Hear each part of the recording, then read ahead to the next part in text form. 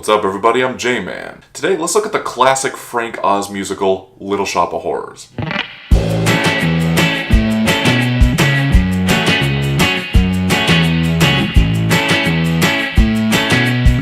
So in case you're not familiar with the story, the original ending consisted of the lead characters dying off and the whole world basically going to hell with more Audrey 2s feeding on all of humanity. It was test screened and audiences did not like the ending whatsoever, rating it a 13 out of 100. So against their wishes, they rewrote and reshot the ending with Audrey 2 getting killed and both of them getting their happy ending. Nowadays, people tend to point to the alternate intended finale as the best since it drives home the point of the movie a lot better. Well, once again, I gotta go the other way and say that the theatrical version is the better version in my opinion. And I'll tell you why. This is...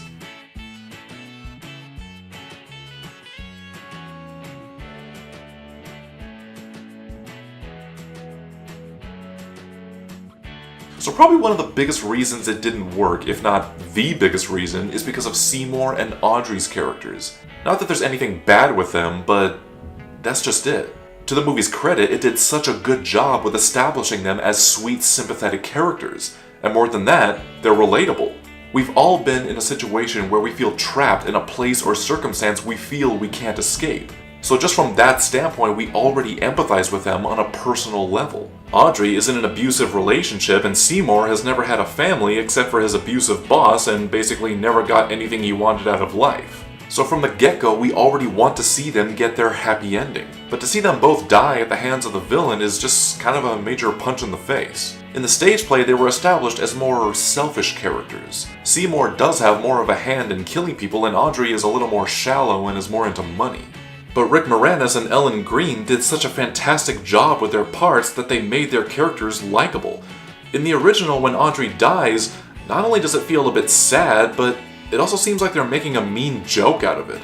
She sings about how she'll help Seymour accomplish his dreams and that she'll finally be somewhere that's green. And Seymour actually giving her to Audrey too and then almost attempting suicide kind of seems pretty dark for such a lighthearted film. And then with the revelation of Audrey 2's true plans just makes her personal sacrifice kind of pointless anyway. The theatrical ending actually respects not only the characters but the audience as well. It shows that good things can still happen to good people, as corny as it may be.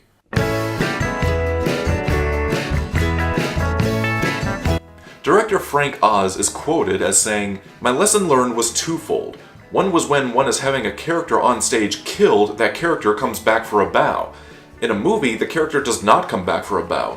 That character is dead, and because they loved Ellen and Rick so much, they were very upset at the end. It's not that they didn't like the movie, it's the end they didn't like. They hated the fact that we killed our stars." Sometimes what works for the stage isn't always right for what works for the screen. Same principle as what works for a book isn't always right for a screenplay. You can't really adapt something a certain way under the pretense of being loyal to that particular version of it. You have to do what's right for the medium you are creating it in, thus the miracle of creativity. Now, one thing I will credit the original ending for is the aesthetics. They really took advantage of the scope of everything that happens using miniatures and puppetry. That's something you could never do on a stage, at least to this scale. Unfortunately though, the whole story already felt very small and self-contained, meaning that it mostly took place in Skid Row and only focused on the leads themselves. It wasn't really about the world it took place in, just this old deadbeat town where dreams go to die and society is always against you. But the original ending is where things kind of went all over the place. Suddenly it's not just about Skid Row, it's about the entire world. About literally all of humanity instead of just these few characters. And it just feels too off-putting. Almost out of place.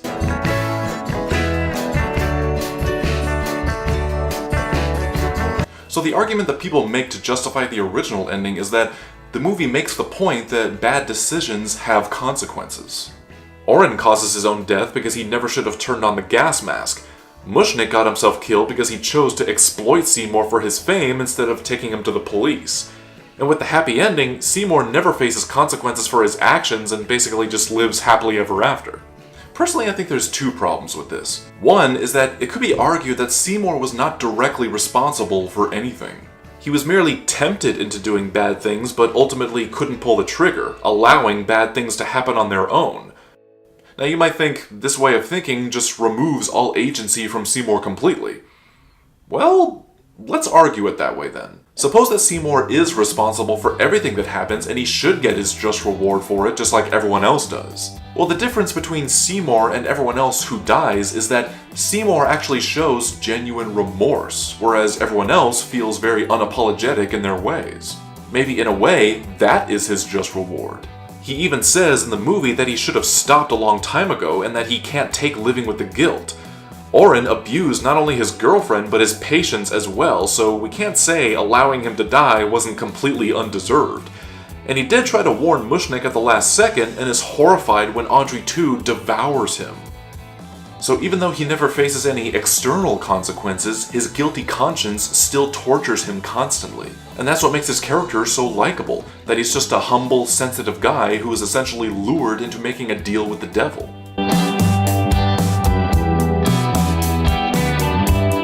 So throughout the movie, the tone of the film is primarily a classic musical comedy. However, the original ending is where things suddenly turn from that into classic sci-fi B-movie. It just feels too abrupt and even cynical. Now maybe you could argue that that was the idea, but still, it doesn't feel earned all that much. It just feels like they're trying too hard to hammer in the idea it wants to accomplish rather than being driven by the characters and their plight. Some people even think that they just made the theatrical ending just so we can see good triumphing over evil and all that cliched stuff.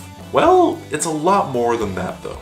Seymour didn't have a prayer against Audrey 2. There was no reason why he should have won. In fact, he pretty much was already defeated.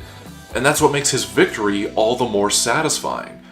One of the songs in the film is called "The Meek Shall Inherit." But during the song, Seymour feels overwhelmed and doesn't feel like he's inherited anything. In fact, he feels like he doesn't deserve any of it. But the moment where he defeats Audrey 2 is symbolic. You see, throughout the movie, Audrey 2 claims to be Seymour's personal genie, but the truth is, he's actually the voice of his personal demons, tempting him to commit these horrible deeds to get what he wants because he thinks he can't get them on his own. You didn't have nothing till you met me. Come on, kid, what will it be?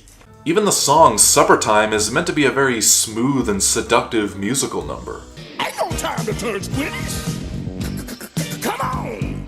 I swear on all my spores, when he's gone the world will be yours. In fact, you ever notice how it almost seems like Seymour is the only one who hears him?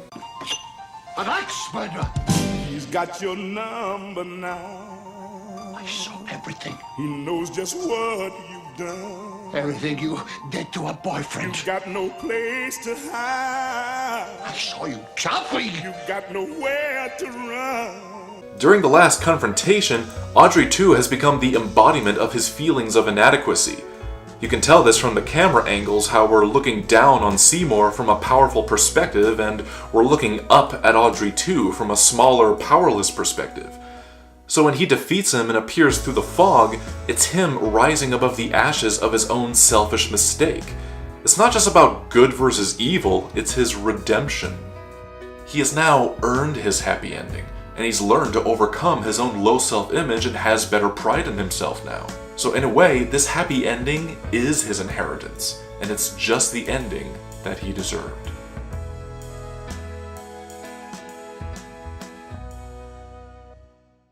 So overall, the theatrical cut is definitely the better ending in my opinion. Now in case you're wondering, I do not dislike the original ending. I think the miniatures and puppetry are amazing, the music is fun, and had the movie been a little different, this ending could have worked. But the way it is, the theatrical cut is definitely the best for a movie ending.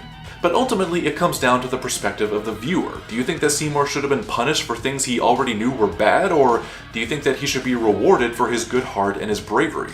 Whatever it is, don't be shy, leave a reply. Also, be sure to follow me on Facebook, Twitter, and please support me on Patreon. For just $5 a month, you can request topics for new videos, or I can give your name a shout out. And of course, if you like this video, you can like, comment, and subscribe to the J-Man. Keep looking deep.